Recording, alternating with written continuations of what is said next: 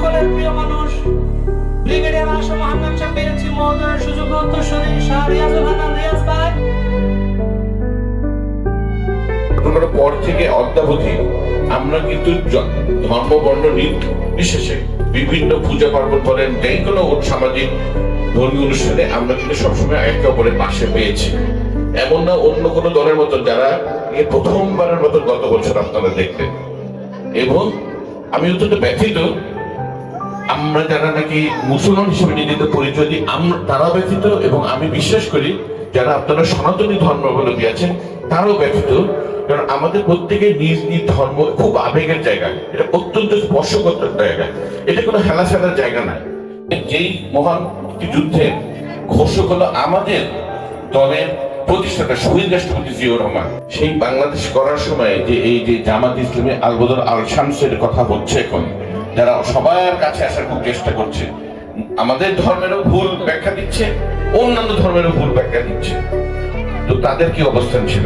তারা ধরে ধরে আমার আপনার ভাইকে হত্যা করেছে বা পাক বাহিনীর হাতে তুলে দিয়েছে, তার পরবর্তী হত্যা করা হয়েছে। আমার আপনার মা বোনকে তারা লাঞ্ছিত করেছে। এইটা কোনো ইতিহাসের এই কাজগুলো এটা কোনোদিনও মুছে যাবে না। কিন্তু খালি ওই পুরনো ইতিহাস ধরে থাকলেও হবে না। আমাদের এখানে নতুন প্রজন্মের অনেকে আছেন যে তারা সামনে এগোতে চান। আপনারা যারা সামনে এগোতে চান তারা চিন্তা করুন যে এই যে আমি যে এসেছি, আমি যে দলটাকে প্রতিনিধিত্ব করি, বাংলাদেশের প্রত্যেকটা ক্রান্তিক আপনি সেটা আপনি স্বাধীনতা যুদ্ধ বলেন, ৭৫-এর সৈনিক জনতার অভ্যুত্থান বলেন, ৯০-এর গণতন্ত্রের আন্দোলন বলেন, ২৪-এর গণঅভ্যুত্থান, প্রতিটিতে আমরা কিন্তু জনগণের পাশে ছিলাম, আছি, থাকবো। মূল কথা, আমি আপনাদের সন্তান, কাফাসের সন্তান।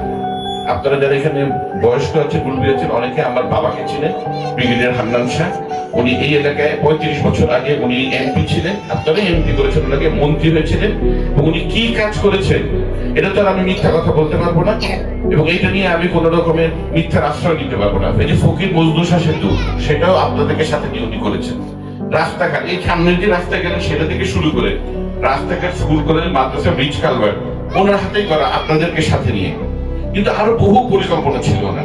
উনি চেয়েছিলেন এখানে পরিবেশ বান্ধব কলকারখানা হবে।